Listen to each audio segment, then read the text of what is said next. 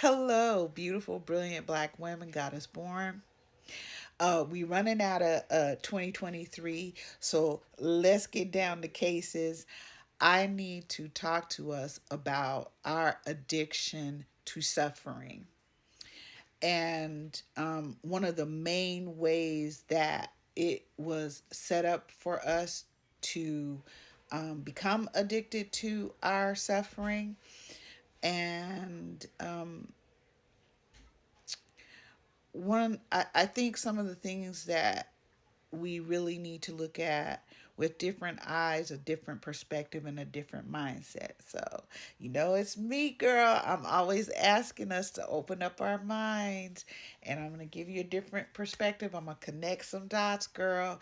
So, this talk is going to involve y'all favorite little reverend or minister or bishop or whatever the hell he allegedly is, TD himself, Jakes.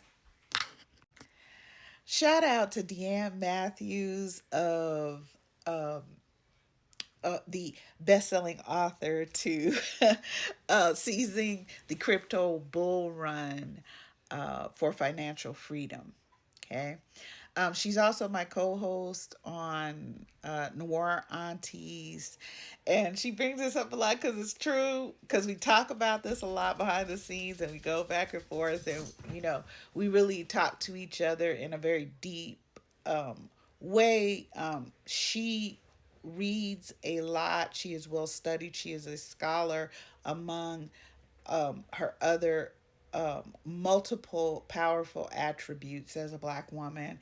And me, I'm over here doing me, right? Okay, because I adore her. Even though we don't agree when it comes to religions, because I am, as we all know, a heretical heathen who is not a Christian. I am of the deeper mysteries, and I am in relationship with the great black mother as well as her sisters, goddesses. Okay?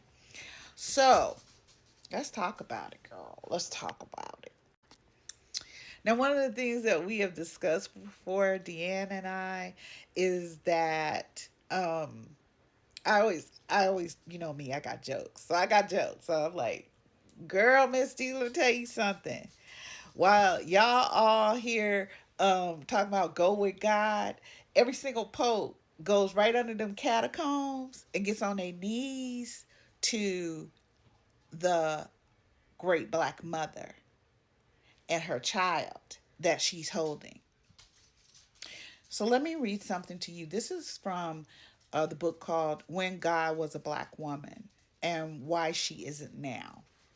Oh, okay, well, that's one man's opinion. Okay, anyway, to this very day, the Black Madonna is being held at the Vatican in Rome. And I can also tell you, just to break off from what he's saying, what the author is saying, is that the Black Madonna, which is actually the great black mother before there was patriarchy, before there was y'all's God of War in your Bible, there was, of course, the goddesses, huh? The black goddesses. So it's not only under the Vatican that they have been bending the knee, it is across Europe because they know very well who the great black mother is, and that they owe the creation period to her and her goddess sisters. Okay, so worship of the Black Madonna and the Egyptian goddess Isis were both well established in Europe by 1450 AD. However, it became politically expedient to change the color of Black Jesus and to a white Christ in order to continue the enslavement of blacks worldwide. Portraits of the Black Madonna are historic, and today in many countries, they are afraid to take the ancient pictures of the Black Madonna, in other words, the great black mother, creatrix of all, out of storage so that people can see them. They fear that it might have political implications, but the Black Madonna is a historical fact.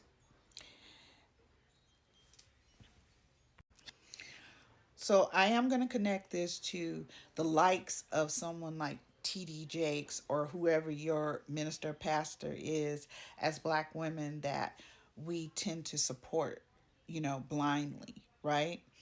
Um, so the author goes on to say, why do you think so many relatively impoverished black people in America adamantly surrender a sizable portion of their income to black, Christian, and Muslim preachers who appear primarily concerned with enriching themselves at these people's expense? During their enslavement, our ancestors developed an addiction to religious escapism.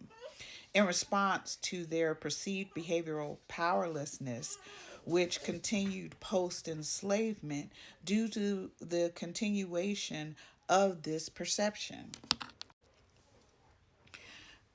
I want us to understand that we were given a different version. We were given a enslaved version of the Biblica as our introduction of Christianity here in these United States and in other colonized spaces, but particularly here in the United States.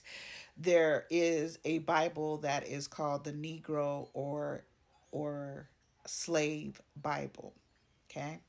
So let's continue with what the author is saying here so we can continue to connect the dots. A deliberately distorted adaptation of Christianity would be introduced during our enslavement to satisfy that desire for escapism, because I cannot begin to tell you about the horrors of being chattel slavery as black women and black girls in these United States and around the world globally throughout colonization. So this um, absolute feeling of powerlessness of our histories being wiped from our living memories um, needed an outlet. And so religion is one of those outlets, right, that will allow us to escape the here and now and the hell that we go through behind the behaviors of white supremacists.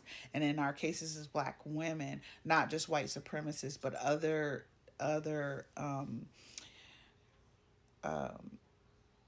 groups, as well as foremost black males, okay, who violate, mutilate, and unalive us.